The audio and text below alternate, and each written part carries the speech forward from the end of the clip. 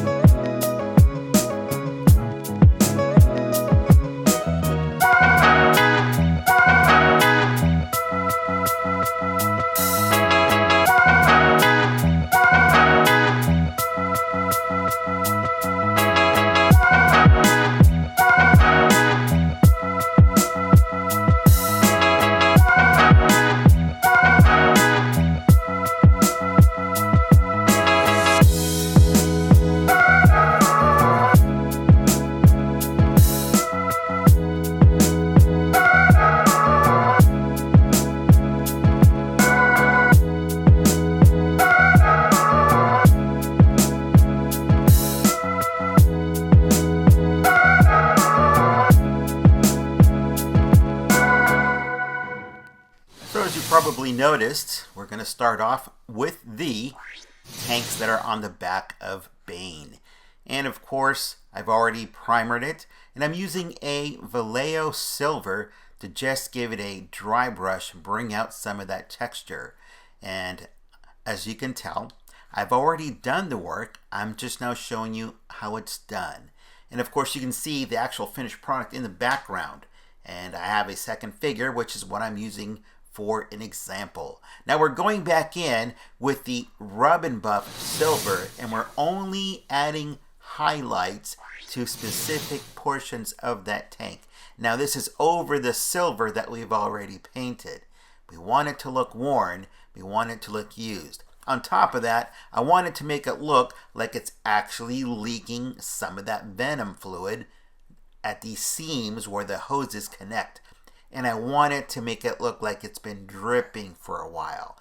So I've mixed in some white, green, and yellow to match that fluorescent look of those tubes. And I want that venom to just drip right alongside the tubes and of course down the tank. And I want it to make it look like it's been there for some time. Now the paint itself is not glossy, it is a matte finish. So I want to protect that paint by using a varnish over it. And now that it's where I want it to be, now I want it to look wet. So to do that, there's one of two ways. If you've got a UV resin, it's going to be very quick to do so. But a lot of people don't have UV resin. But you may have some Tamiya X22. And that Tamiya X22 has a very thick viscosity. As soon as you lay it down, it starts to thicken even more once it comes in contact with the air. And once it does that, it starts to coagulate or solidify, and it makes it look like it's an actual drop. So let me show you what that looks like. Tamiya X22, it is a clear acrylic. It is a solvent-based acrylic, but it is actually meant for plastics like this. So by using a liner brush, you dip it in, and taking the drop that you can literally see on the end of the brush, you just apply that. Don't smooth it out, don't spread it out, let it sit right where it hits, and let it dry several hours. Because it's not UV resin, it's not going to cure very quickly. It's going to take hours for this to dry. If you don't wait that amount of time for it to dry, it's still going to be sticky and you're going to end up rubbing it off. But look how cool it looks, like it's actually wet.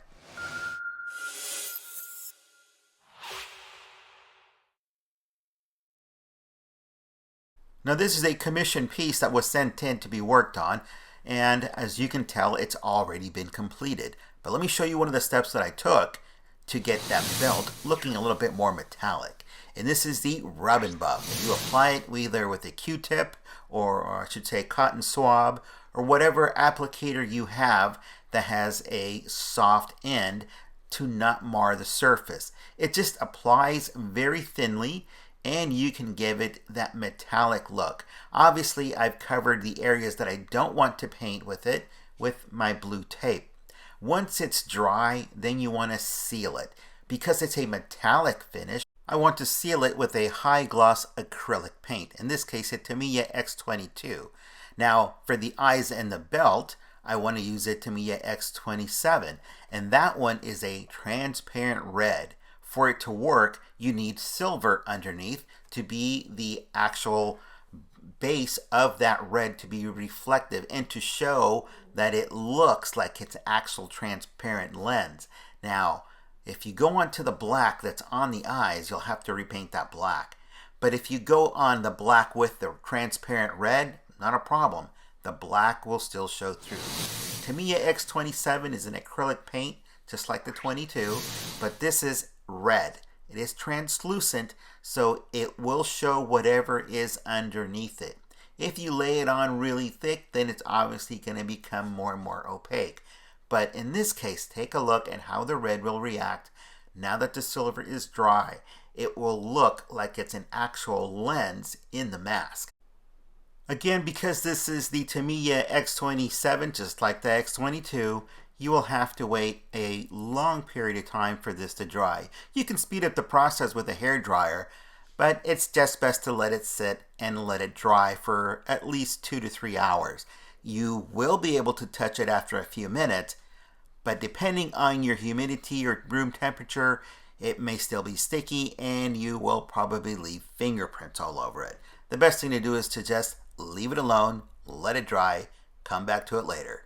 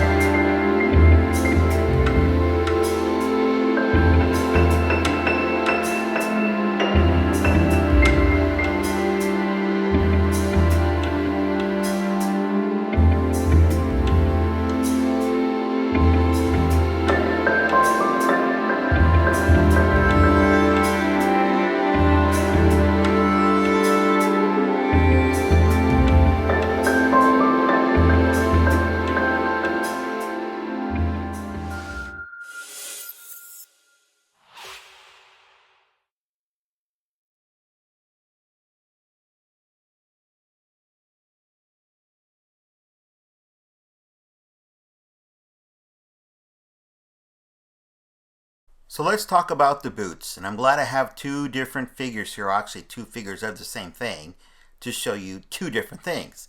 And on this is the actual customer's piece.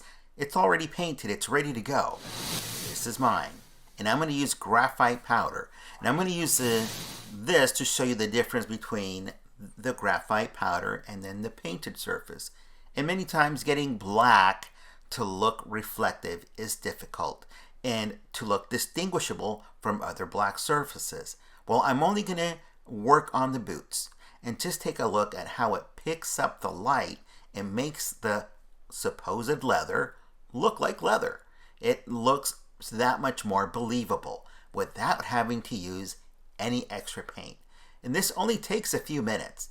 This is nothing more than graphite powder. It's made for artists. It looks really good once you apply it. You have to apply it with a dry brush.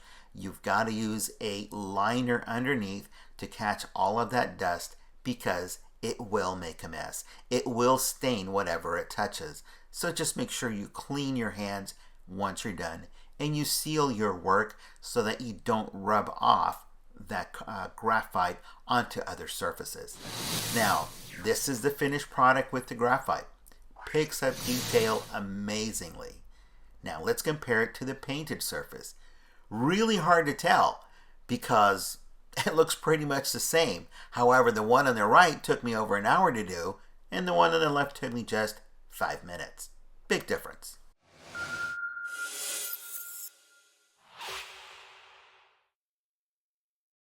So not everything can use graphite. It's not going to be adequate to do so. So sometimes you actually have to use paint to make things look more distinguishable. So we want the pants to still look black, yet we want them to have a reflective look of catching the light and showing us they're black. Well, many times when you're painting something, to show that something is black, you show its reflective surface or the way it catches light, and usually blue is the main color used to show that it's a black surface. Well, these are the Vallejo color shifting paints, and they work great for this purpose. So we don't want to paint it blue. We only want to give the idea that it is black by reflecting back blue light. And so this paint actually changes color with the intensity of the light.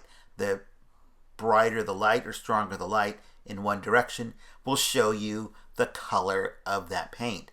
And it will shift to a darker tone or lighter tone depending on what you use according to the angle of that light. So we're only going to dry brush the actual texture. We're not going to embed it into every nook and cranny. We're just going to roughly cover the texture of the garment, in this case the pant, and so as we turn it and it catches the light, it's going to differentiate from the black boots. It's going to let us know that, hey, these are black trousers, they're reflecting back the light in that blue tone, confirming that it's a black garment. And we're going to apply it everywhere because as the figure catches light as we turn it, we want it to stay consistent.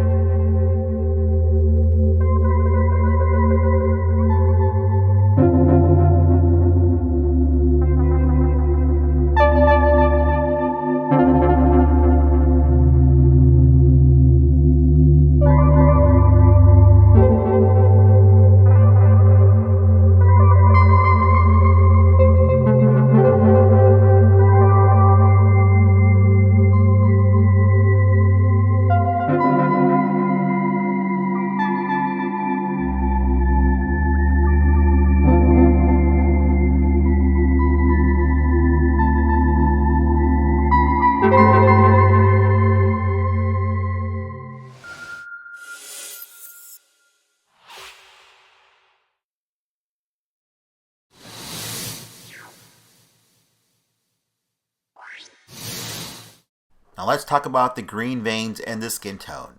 We want it to look as real or as believable as possible. If you just take a green paint and paint it directly on the skin tone, it's just going to look like a green line. It's really not going to look believable. But if that's what you want, then that's fine. It's your deal.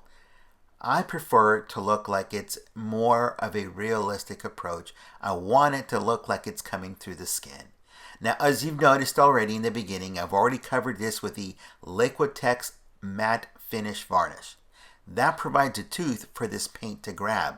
So with the liner brush in a light tone of green, I then proceed to trace out those veins. Now, because this is in the varnish, it allows the paint to grab, and it now allows us to build layers of color. And instead of blasting the figure itself with primer in a black or a gray, this allows us to keep our layers thin so that the articulated areas have less paint rub, or better yet, there's less work for us to do creating space for that paint rub.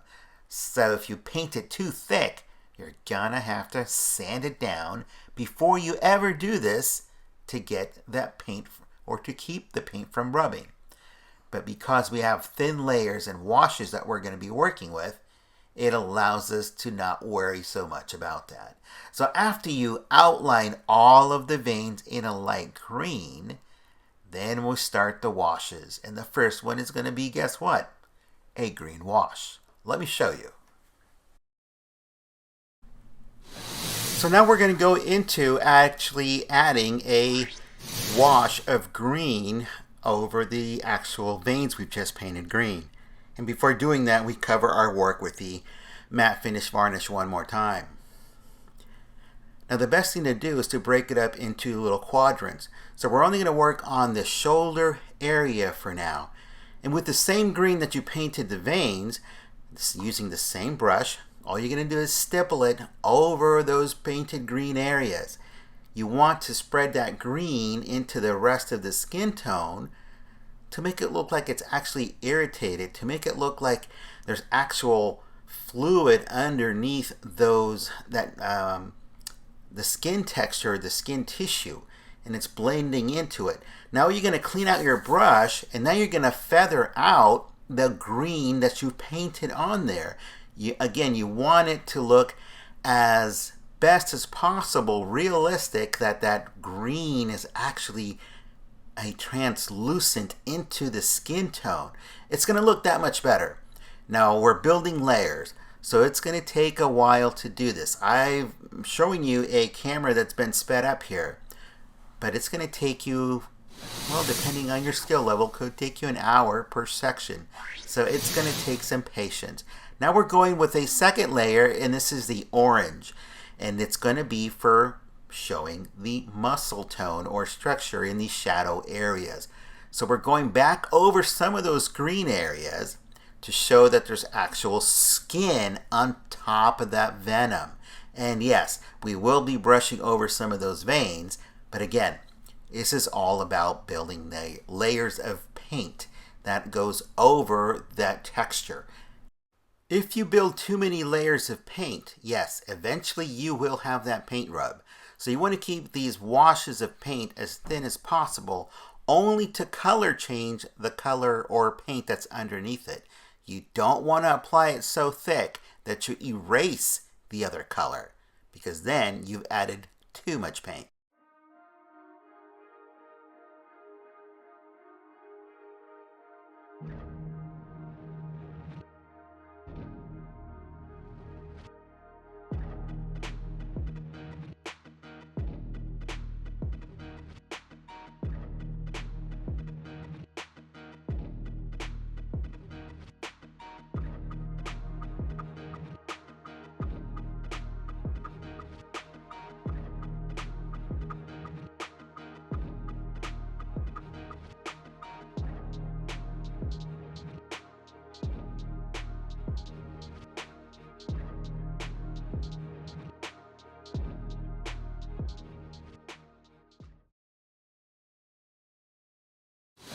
Now this is the part of the project where you can be as creative as you want with the skin, because if you want to add those skin spots, this is the time to do so. And then you can add them with a brush by flicking the paint onto the skin. It can be a blue, it can be a red, a white, or even a yellow, or a combination of all of those colors. All depends on what you want to see in the finalized product. And then just to tone them down, you can do a light wash of that skin tone over those, and that gives it that realism that they're actually under the skin. So now we're going to seal all of the work one more time with the Liaquitex matte finish varnish, and now we're going to go back in with our light green and paint back in some of those veins so that they look like they're in a three-dimensional state, and we can have that look like they're actually protruding through the skin. We've got the vanishing green around them. We now have the actual green on top of that. So that gives it more dimension. And only pick out a few. Don't do it on every single vein, because then it's not going to look realistic. It's just not going to look right. So by choosing only key veins that actually protrude like this one, we can then give it the effect that we have a villain with actual veins coming through his skin, and he's got that venom coming through those tubes into his body. And this is going to take you a while. It all depends on how much realism you want from it. If this is not the level of realism you want from it, then it's just not for you. No problem. But as you can tell, each section was going to take you a while to paint. And by repeating the same techniques, you'll be able to match each section that you're working on. If you want to do it as a whole over the entire thing and not having to worry about dividing it into sections, you can. It's just that it takes a little bit longer because you don't have a piece of the figure to hold onto and manipulate, because everything is going to have paint drying or in the process of drying. Now, if you thought we were done, well, we're not. We have one more step to do on this shoulder. And this is the same thing that I did with the other figure you see in the background. We need to highlight a few of those veins and make it look like that skin is truly stretched out underneath those green veins. Ta-da! Here you go. Tamiya X22. We're going to be even more selective this time and only choose the larger veins and cover those with the X22 with a liner brush to make them look like they're actually, well, like the skin is actually stretching. And if you look at the skin itself, at your own skin, when it's irritated, it changes color. It changes a sheen. And so when it's irritated, it actually will look like it's glossy or like it's wet, depending on what the situation is. And to exaggerate it, by using the X22, we are able to show that these veins are truly causing pain going through the skin like this. So take a look at the final product.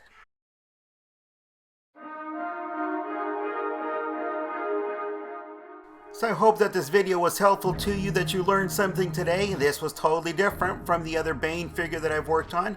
And of course, if you have any questions, let me know in those comments. Let me know your opinions regarding this design of the figure. Put those in the comments and I'll get back to you. In the meantime, I'll leave you with a clip of the finished product, and keep customizing those figures. We'll see you here next time.